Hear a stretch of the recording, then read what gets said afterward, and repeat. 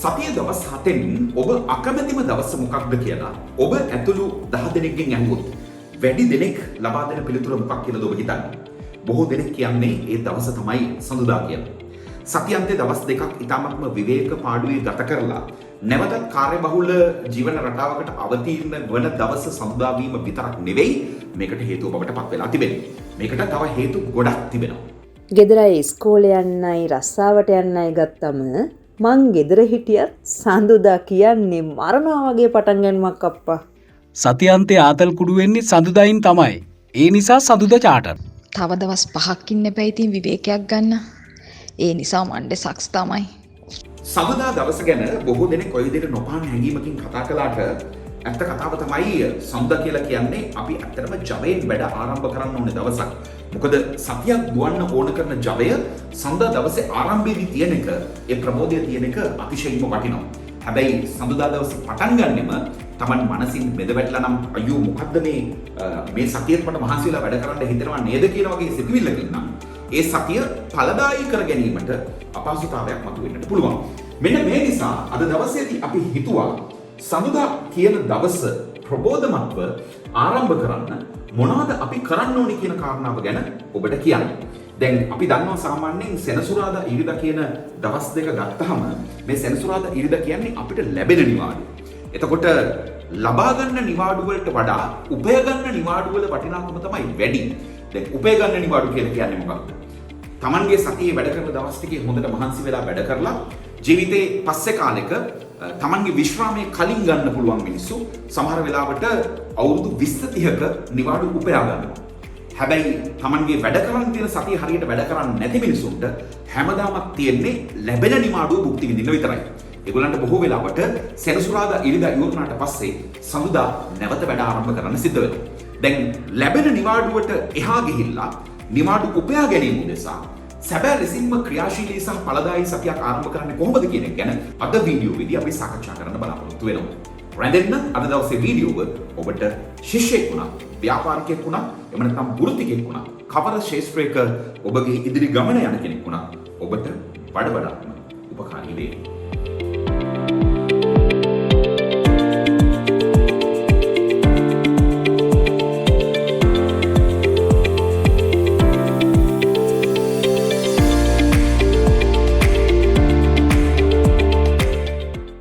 මිනිසුන්ගේ ජීවිත ගත වෙන්නේ විවිධාකාරයේ අරමුණුත් එක්ක. ඒවා දිනා ගැනීමට කරන අරගලයේදී බොහෝ දෙනෙකුට තිබෙන ප්‍රශ්නය ඇත්තටම මට මගේ පැෂන් එක අහුවෙලාද?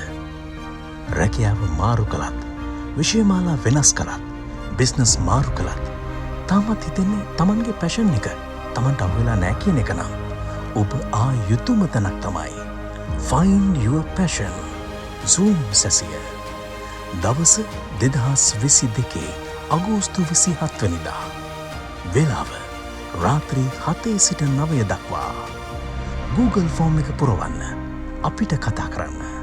පැෂන් එක කුමක්දැයි හඳුනා ගන්න. වෙනස් වෙන්න. ඔබත් එන්න.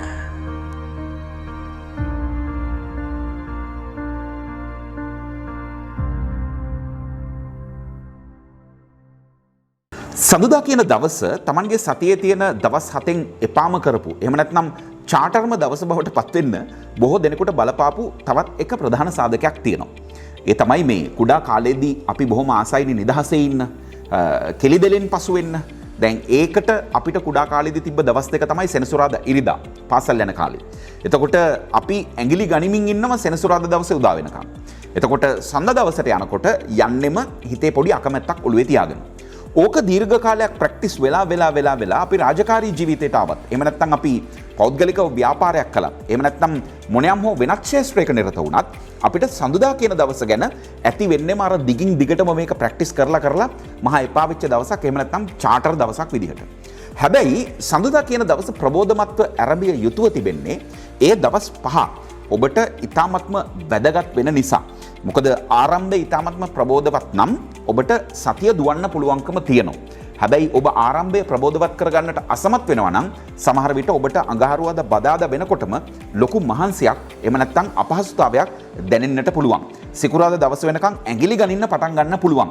ඒකම එක්තරා විදිහකින් ඔබගේ ඒ සතියේ ඵලදායීතාවයට හානියක් බවට පත් වෙන්නට පුළුවන්. මෙන්න මේ නිසා තමයි මේ කරුණු 7 පිළිබඳව අපි සාකච්ඡා කරන්න තීරණය කළේ. කොහොමද ප්‍රබෝධවත්ව සඳුදා දවසෙන් වැඩ ආරම්භ කරන්නේ කියන කාරණාව. කාරණා අංක 1. සඳුදා සැලසුම සිකුරාදා හදන්න. දැන් සිකුරාදා දවසේ වැඩ නිමා කරන මොහොතේදී අපි දන්නවා මේ සතිය ඇතුළත අපි නිමා කරපු දේවල් මොනවද? ඒ වගේම ලබන සඳ ඉඳන් මට කරන්න තියෙන දේවල් මොනවද කියන කාරණාව. හැබැයි ඊළඟ සඳ දවසේ නම් මම මතක් කරන්න උත්සාහ කරන්නේ සැලසුම හදන්න උත්සාහ කරන්නේ මොනවද මං පහුගිය සතියේ ඉවර කරපු දේවල් මොනවද මේ සතියේ කරන්න තියෙන දේවල් කියලා ඒ දේවල් නැවත සිහිපත් කරන එකම ඔබට යම්කිසි ආකාරයක වෙහෙසක් බවට පත් වෙනවා. මොකද නිමා කරපු තැන ඉඳන් පොඩි ගැප් එකක් තියලා තමයි නැවත අපි වැඩ පටන් ගන්න උත්සාහ කරන්නේ. හැබැයි ඔබට පුළුවන්කමක් තිබෙනවා නම් සිකුරාදා දවසේ වැඩ අවසන් කරන මොහොතේදීම සඳුදා ඉඳන් මට කරන්න තියෙන්නේ මොනවාද කියන කාරණාව ගැන පැය භාගයක් දාලා ඒ සිකුරාදා දවසෙන්ම ඊළඟ සතියේ සැලසුම හදලා ඉවරයක් කරන්න. ඒක ඔබට පහසුවක් බවට පත් වෙනවා. ඒක තව පැත්තකින් ඇඩ්වාන්ටේජ් එකක් වාසියක් වෙනවා. කොතනදද? ඒ තමයි සති අන්තය කියන දවස් දෙක ඔබට කිසිදු බාධාවකින් තොරව ඔබගේ නිදහසේ ගත කරන ජීවිතය සඳහා යොදා ගන්නට ඔබට අවස්ථාවක් ලැබෙනවා. නැත්නම් ඔබ හිතන්න ඉරිදා හවස ඔබ මේ සැලසුම ලහිලහියේ හදනවා. එහෙම නැත්නම් සඳුදා උදේ ඔබ ඒ සතියේ නියමිත සැලසුම ලහිලහියේ හදන්න සූදානම් වෙනවා. පොඩි කලබලකාරී බවකට ඔබව තල්ලු වෙන බව ඔබට පේනවාද? අන්න ඒ తত্ত্বය ඔබව අර සඳ දවසක Monday is sucks. එහෙම නැත්නම් Monday කියන්නේ චාටර්ම දවසක්. සඳ කියන්නේ එපා කරපු දවසක් බවට පත් වෙන්න හේතුවක් වෙන්නට ඉඩ තිබෙනවා. බොහෝ අයට ඒක සිද්ධ වෙනවා. ඒ නිසා තමයි මම කියන්නේ සිකුරාදා දවසේදී ඔබගේ අවසන් රාජකාරිය බවට පත් කරගන්නට පුළුවන් නම් ඔබගේ සඳුදායින් ආරම්භන සතියේ සැලැස්ම හදන එක ඔබට කූල් එකේ සඳ දවසේ වැඩ පටන් ගන්න ඕන කරන දේවල් ටික කරලා තමයි ඔබ ඒ සතියේ නිමාවට පත් කරන්නේ. කලබල නොවි හරිම සැහැල්ලුවෙන් ඔබට සතියන්තය ගත කරගෙන ඉදිරියට යන්නට පුළුවන්. So make your Monday plan on Friday. දෙවෙනි කාරණාව සතියක නින්දේ අඩුව සති අන්තයෙන් පිරවීම නවත්වන්න. මොකද්ද මේ කියන්නේ? අපි කාර්යබහුල වුණාම වැඩ අධික වුණාම සමහර වෙලාවල් වලදී සතියේ දවස්වල අපිට නිදා ගන්න තියෙන කාලය යම් තාක් දුරකින් අඩු වෙනවා. බොහෝ දෙනෙක් විශ්වාස කරපු කාරණාවක් තමයි මේ අඩුපාඩුව පියවා ගැනීම උදෙසා සෙනසුරාදා සහ ඉරිදා දවස්වල වැඩි කාලයක් නිදාගත්තාම සඳුදා දවස ඒ සතිය ප්‍රබෝධවත්ව ආරම්භ කරන්න ඒක හේතුවක් බවට පත් වෙනවා කියලා.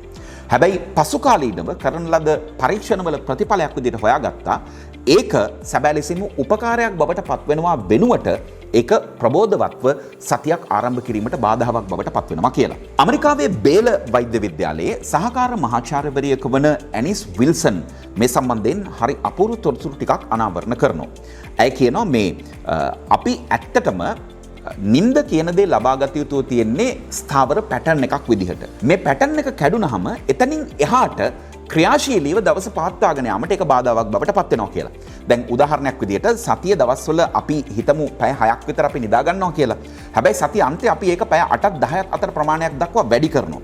ඔබටත් මටත් මේ අත්දැකීම තිබෙනවා. ඒ තමයි ටිකක් වැඩිපුර නිදාගෙන ඉඳලා අවදි වෙච්ච දවස්වල අපේ කාර්යක්ෂමතාවය, ඵලදායීතාවය දෙයක නිරත වෙන්න අපිට තියෙන උනන්දුව, උවමනාව ඊටාත්ම ඉහළ මට්ටමක පවතිනවා කියලා අත්දැකීමක් ඔබට තියෙනවද?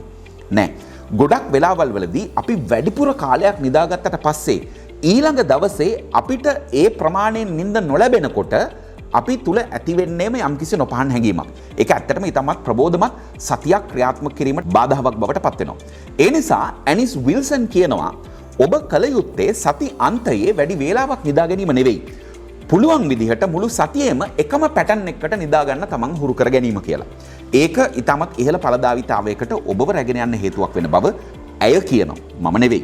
ඉතින් වෛද්‍ය විද්‍යාත්මකව ගත්තාම මේ තියෙන කාරණා පර්යේෂණාත්මකව තහවුරු කරලා තියෙන නිසා පහසුවෙන් අපිට මේවා බැහැර කර ගැනීමේ හැකියාවක් ලැබෙන්නේ නැහැ. ඇය මේකදී යෝජනා කරන හරි අපූර්ව දෙයක්. ඇය කියනවා ඔබට එහෙම වෙහෙසක් දැනෙනවා නම් සතියන්තයේ ඔබට එහෙම නිින්දක් ලබා ගැනීමට අත්‍යවශ්‍ය නම් ඔබගේ සති අන්තයේ නිින්ද වෙනදා ඒ සතිය දවස්වලදී ලබා ගන්න නිින්දට වඩා පැයකට නොයික්ම වන ආකාරයෙන්. ඒ කියන්නේ සතිය දවස්වල පැය 6ක් නිදා ගන්නවා නම් සතියන්තේ පැය 7කට එහා නිදා නොගෙන සිටීමට ඔබ තුල උනන්දුවක් උමනාවක් තියෙන්න ඕනේ. එහෙම නැති වුණොත් වෙන්නේ සතියන්තේ පමණට වඩා නිදාගත්තොත් ඇත්තටම නැවත පැහැදිලිවම ජවාදික බවකින් යුතුව සඳ දවසේ වැඩ ආරම්භ කරන්න එක බාධාවක් වෙනවා කියලා ඇය කියනවා. කාරණා අංක 3 සඳුදා උදාසන ආහාර වේල කලින්ම ප්ලෑන් කරන්න.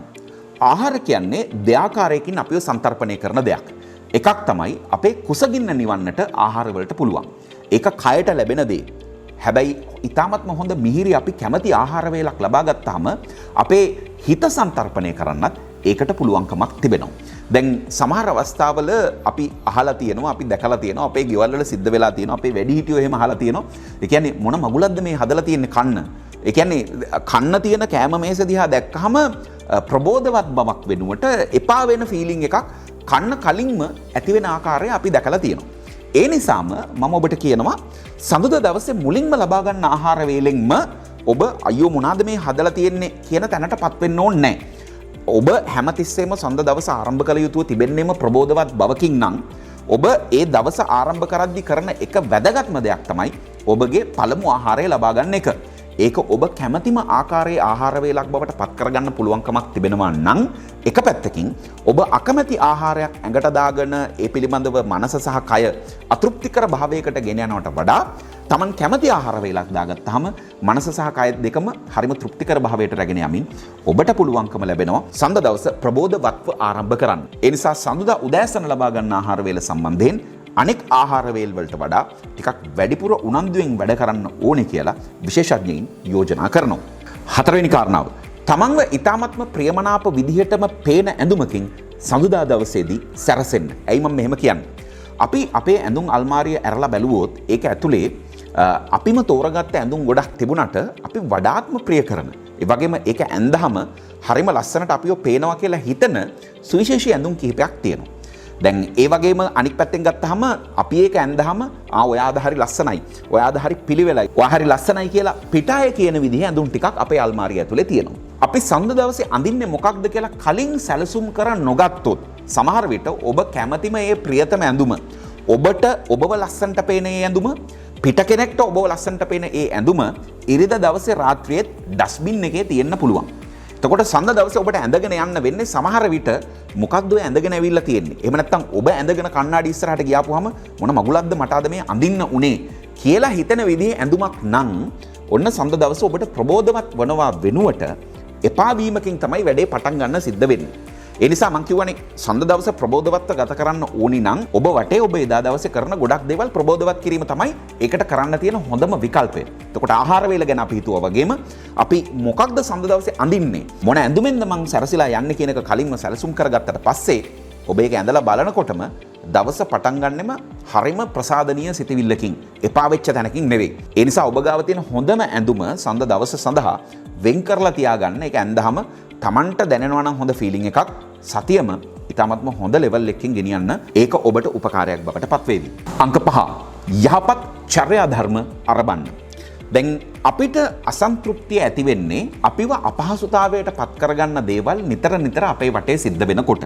එතකොට යහපත් චර්යා ධර්ම තමන්ගේ වටේ හදාගන්න කියලා කියන්නේ ප්‍රැක්ටිස් කරන්න කියලා කියන්නේ දේවල් හරි පිළිවෙලට වෙන්න පටන් ගත්තාම අපේ තෘප්තිකර භාවය ඉහළ යනවා. දැන් ඔබ හිතුවොත් ඔබට වේලාසනින් අවදි වෙන්න උදේ 5ට අවදි වීමේ හැකියාවක් තියෙනවා. ඔබේ චර්යා ධර්මය හදාගන්න. ඔබ එකට පුරුදු කරගන්න. පුරුදු කරගත්තාම උදේ 5ට අවදි වුණා කියන්නේ ඔබට එදා දවසේ වැඩ කටයුතු ටික කරගන්න රෂ් එකක් නැහැ. අනවශ්‍ය කලබලයක් නැහැ. ඊට පස්සේ ඔබ කලින් දවසේ ඇඳුම් ටික මැදලා තියලා නිදා ගන්න යනවා. උදේ දවසට රෂ් එකක් නැහැ. එහෙම නැත්නම් ඔබ ව්‍යායාම ටිකක් කරලා එදා දවසේ වොෂ් එකක් දාගෙන තමයි තමන්ගේ රාජකාරියට යන්න පිටත් වෙන්නේ ඇඳගෙන. එතකොට එතනත් බිල්ඩ් වෙන්නේ චර්යා ධර්ම පද්ධතියක්. එතකොට අපි හුරු වුණාම එවැනි චර්යාවන් සමූහයකට රටාවකට ඒවා ඉඳහිට කරන දේවල් හෝ අපහසුවෙන් කරන දේවල් නෙවෙයිනේ. ඒවා ඊටමත්ම පහසුවෙන් කරන දේවල්. පහසුවෙන් දේවල් කරන්න පුළුවන්කම ලැබෙන්න ඔබගේ මානසික සන්තෘප්තිය තව දුරටත් වැඩි වෙනවා මිසක් ඒක අඩු වෙන්නේ නැහැ. ඒ නිසා තමන්ගේ වටේ චර්යා රටාවන් තමන්ව සතුටු කරන ආකාරයේ දේවල් ගොඩනගා ගන්න උත්සාහ කරන්න සඳ දවසේ තමන්ම ප්‍රබෝධවත්ව ආරම්භ කිරීම සඳහා. 6 වෙනි කාරණාව. සතියේ දිනවල ඔබගේ සතුට හොයන්න. අපි හැමතිස්සෙම කියන කාරණාවක් තමයි ජීවිතේ සතුට හොයන්න ගමනාන්තයන් වෙත ළඟා වෙනකන් ඉන්න එපා කියලා. ඔබ සතුටු වෙන්න ඒක ඔබගේ ගමනාන්තයන් ළඟට ළඟා වෙන්න හේතුවක් බවට පත් වෙයි කියලා. මොකද ඔබ ඉන්නේ සතුටින් නම් ඔබ හැම තිස්සෙම වැඩ කරන්නේ ඊ타ත්ම ප්‍රබෝධවත්ව. ඒ නිසා තමන්ගේ සතුට කියන දේ මේ ගමනාන්තයක රැඳවීමට වඩා තමන් එදිනෙදා ක්‍රියාකාරකම් ඔස්සේ හොයා ගැනීම අතිශයින්ම වැදගත්. දැන් ගොඩක් වෙලාවට අපේ ජීවන රටාවත් එක්ක අපි සතුට හොයන්න උත්සාහ කරන්නේ සතියන්තවල. ඒ කියන්නේ ෆිල්ම් එකක් බලන්න දාගන්නෙත් සතියන්තේ. යාළුවෙක් එක්ක ඩිනර් අවුට් එකකට යන්න දාගන්නෙත් සතියන්තේ. මේ නිසාම සතියන්තය අපේ ප්‍රියතම දවස් දෙකක් බවට පත් වෙලා තිබෙනවා. ඇයි අපිට බැරි සන්දා රාත්‍රිය Netflix මූවි එකක් බලන්න දාගන්න? එහෙම නැත්නම් ඇයි අපිට බැරි අඟහරුවාදා රාත්‍රියේ අපි කැමති හිතවතෙක් එක්ක ඩිනර් එකකට යන්න දාගන්න? ඇයි අපි ඔය සතුටු හිතෙන දේවල් කරන්න අපේ රාජකාරියෙන් පස්සේ යම්කිසි වෙලාවක් වෙන් කරගන්න බැරි? ඇයි අපි සති අන්තය දක්වා ඉන්නේ? මේ වගේ හැපනින්ග්ස් එහෙම නැත්නම් සතුට ළඟා කරගන්න පුළුවන් දේවල් සතිය ඇතුළට ඔබා ගත්තාම සති අන්තය දක්වා ඉන්න ඕනේ නෑ කියන එක අපිට දැනෙන්න පටන් ගත්තාම සඳුදා කියන්නේ අද හවස යාළුවෙක් එක්ක ඩිනර් අවුට් එකකට යන්න තියෙන දවසක් වෙනකොට, අද හවස Netflix මූවි එකක් බලන්න තියෙන දවසක් වෙනකොට, අද හවස යාළුවෙක් එක්ක මූවි එකක් බලන්න යන්න පුළුවන් දවසක් වෙනකොට, අඟහරුවාදා ඒ කියන්නේ හෙට දවසේ අපි බීච් එකට යන්න දාගෙන තියෙනවා වැඩ ඇරිලා. ඒ වගේ දවසක් බවට පත් වෙනකොට සඳුදා කියන්නේ එපා වෙන දවසක් බවට පත් වෙන්නේ නැහැ. ඒ නිසා හැපනින්ග්ස් කියන දේවල් සති අන්තයට සීමා නොකර Tamanගේ රාජකාරී වලට බාධා නොවන විදිහට සතියේ දවස්වල යොදා ගන්න උත්සාහ කරන්න. ඒක බොහෝ විට ඔබට සඳ දවසේ ඉතාමත්ම ප්‍රබෝධවත්ව ආරම්භ කරන්න හේතුවක් බවට පත් වෙනවා. හත්වෙනි සහ වැදගත්ම කාරණාව. මේ සතියේදී මට උපකාර කරන්න පුළුවන් කෙනා කවුද, මගෙන් උපකාර ලබන්න පුළුවන් කෙනා කවුද කියන කාරණාව ගැන හැම විටම හිතන්න. මොකද හේතුව ඔබ කෙනෙක්ට උපකාර කරන හැම අවස්ථාවකම ඔබ තුළ ඇති වෙන්නේ ඉතාමත්ම ප්‍රබෝධවත් සිතවිල්ලක්. දැන් ඔබ හිතන්න ඔබගේ කාර්යාලයේ ඉන්න යම්කිසි කෙනෙක් ඔබගේ උදව් උපකාර ලබා ගන්නවා එයාගේ සාර්ථකත්වය වෙනුවෙන් හෝ එයාගේ රාජකාරී කටයුතු වෙනුවෙන්. ඔබ ශිෂ්‍යයෙක් නම් ඔබගෙන් යම්කිසි කෙනෙක් පාඩමක් අහගෙන ඒක ගොඩ දා ගන්නවා ටීචර් ඉගෙනුවටත් වඩා හොඳට. ඔබට මොකක්ද ඒකෙන් දැනෙන්නේ? ඔබ වැඩට යමින් ඉන්න අතර වාරයේ උදෑසන ආහාරය වෙනුවෙන් යාචකයෙකුට ඔබ අතේ තියෙන යම්කිසි මුදලක් දෙනවා. මොකක්ද ඔබට ඒකෙන් ෆීල් වෙන්නේ? ඔබ යම්කිසි කෙනෙකුට සහායක් වනු පිණිස ඔබගේ දැනුම ලබා දෙනවා නම්, ඔබගේ කුසලතාවය ලබා දෙනවා නම්, ඒ වගේම ඔබගේ මුදලක් ලබා දෙනවා නම් උපකාරයක් බවට පත් වෙනවා නම් ඒකේ තේරුම තමයි ඔබ යමක්කමක් තියෙන කෙනෙක් කියන කාරණාව. ඒ කියන්නේ තව කෙනෙක්ට යමක් දෙන්න නම් ඔබ ගාව යමක් තියෙන්නට ඕනේනේ. අන්නේ මම යමක් කළ හැකි පුද්ගලයෙක්, මට තව කෙනෙකුට උදව් උපකාර කළ හැකි පුද්ගලයෙක්, නිශ්චිත අවස්ථාවකදී මගේ කුසලතාවයෙන්, මගේ දැනුමෙන්, මගේ මුදලින් තවත් කෙනෙක්ට උපකාර කරන්න තරම් මම ශක්ති සම්පන්න කෙනෙක් කියලා Tamanට ඇති වෙන හැඟීම ඔබට ඊ타මත්ම ප්‍රබෝධවත් බවක් ලබා දෙනවා. මේ නිසා මෙන්න මේ කාරණාව ගැනත් හිතන්න.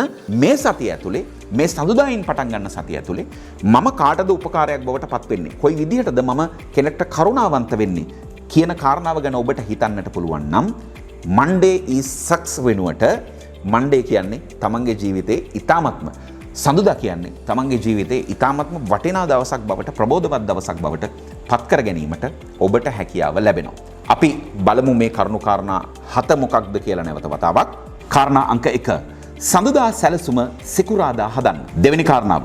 සතියක නින්දේ අඩුව සති අන්තයෙන් පිරවීම නවත්වන්න. කාරණා අංක 3. සඳුදා උදාසන ආහාර වේල කලින්ම ප්ලෑන් කරන්න. හතරවෙනි කාරණාව. තමන්ව ඊ타මත්ම ප්‍රියමනාප විදිහටම පේන ඇඳුමකින් සඳුදා දවසේදී සැරසෙන්න. අංක 5. යහපත් චර්යා ධර්ම අරබන්න. 6වෙනි කාරණාව. සතියේ දිනවල ඔබගේ සතුට හොයන්න. 7වෙනි සහ වැදගත්ම කාරණාව. මේ සතියේදී මට උපකාර කරන්න පුළුවන් කෙනා කවුද, මගෙන් උපකාර ලබන්න පුළුවන් කෙනා කවුද කියන කාරණාව ගැන හැම විටම හිතන්න. මේ කාරණා 7 ප්‍රැක්ටිස් කරන්න උත්සාහ කරන්න. මේක ඔබට ඊ타මත්ම ප්‍රබෝධවත් සඳුදා දවසක් අරඹන්න, ප්‍රබෝධවත්ව සතියක් ගත කරන්න හේතුවක් බවට පත් වෙයි. කුඩා කාලේ ඉඳන් සඳුදා කියලා කියන්නේ මහා එපා කරපු දවසක් කියලා Tamanට දැනලා තියෙනවා නම් යම්කිසි සිතවිල්ලක්, ඒක අයින් කරගෙන මේ සතිය ඊ타මත්ම හොඳින් වැඩ කරගන්නත් ඒක ඔබට හේතුවක් බවට පත් වෙයි. විශේෂයෙන්ම මම නැවත මුලදී කියපු කාරණාව නැවත මතක් කරනවා. මම කිව්වේ අපිට ලැබෙන නිවාඩුව නෙවෙයි වැදගත් වෙන්නේ, උපයා ගන්න නිවාඩුව තමයි අතිශයින්ම වැදගත් වෙන්නේ. සති අන්තයේ දවස් 2යි අපිට නිවාඩුව ලැබෙන්නේ. අපි සතිය හොඳට වැඩ කරොත්, එවැනි සති 4කින් හොඳට වැඩ කරපු මාසයක්, එවැනි මාස 12කින් හොඳට වැඩ කරපු අවුරුද්දක්, එවැනි අවුරුදු 10කින් හොඳට වැඩ කරපු අවුරුදු 10ක් බවට ඒකපත් කරගත්තොත් සමහර විට ඉතිරි කාල සීමාව පුරාවටම අපිට නිවාඩු ගන්න පුළුවන් වෙන ලෙවල් එකට යන්න පුළුවන්කමක් ලැබෙනවා. අපිට අවශ්‍ය තැනින් නිවාඩුවක් ගන්න පුළුවන්කම ලැබෙනවා. එහෙම කරගත්ත මිනිස්සු මේ ලෝකේ ඉන්නවා. වටපිට හැරලා බලන්න. එවනම් සතිය සුබ වේවා. සඳුදා දවස හොඳින් ආරම්භ කරන එක ගැන හිතන්න, කල්පනා කරන්න, වැඩ කරන්න, ප්‍රබෝධවත් වෙන්න, දිගින් දිගටම අපිත් එක්ක රැඳෙන්න කියලා ආරාධනා කරනවා. ඒ වගේම අමතක කරන්න එපා channel එක subscribe කරලා නැත්නම් subscribe කරන්න, වීඩියෝ එක like කරන්න, වීඩියෝ එක ගැන හැඟෙන දේ ලියන්න, ඒ වගේම වීඩියෝස් තවත් කෙනෙක්ට recommend කරන්න, ඔබගේ social media platforms වල share කරන්න අමතක කරන්න එපා කියලා ඉල්ලීමක් කරනවා. ඉතින් අපි ඉදිරියේදී පවත්වන ආසන්නතම සැසිය පිළිබඳව මොකක්ද කියලා අපෙන් නිතරම විමසීම් ලැබෙනවා. ඒ නිසා Find Your Passion කියන වැඩමුළුව අගෝස්තු මාස 27 වෙනිදා රාත්‍රී 7 ඉඳන් 9 වෙනකන් Zoom තාක්ෂණය ඔස්සේ විසුරුවා හරින්න අපිට සූදානම් වෙනවා. බොහෝ දෙනෙක් මේ වෙනකොටත් ඒකට රෙජිස්ටර් වෙලා තියෙනවා. මේ ඒ පිළිබඳව තොරතුරු මේකත් බලාගෙනම අවශ්‍ය කෙනෙක්ට ලියාපදිංචි වෙන්න තොරතුරු ඩිස්ක්‍රිප්ෂන් එකේ තියෙනවා. ඒ තොරතුරු ටිකත් බලාගෙනම තවත් වීඩියෝ එකක් එනකන් අපේක්ෂා සහගතව නික්ම යන්නට ඔබට අවස්ථාව තියෙනවා. බොහොමත්ම ස්තුතියි.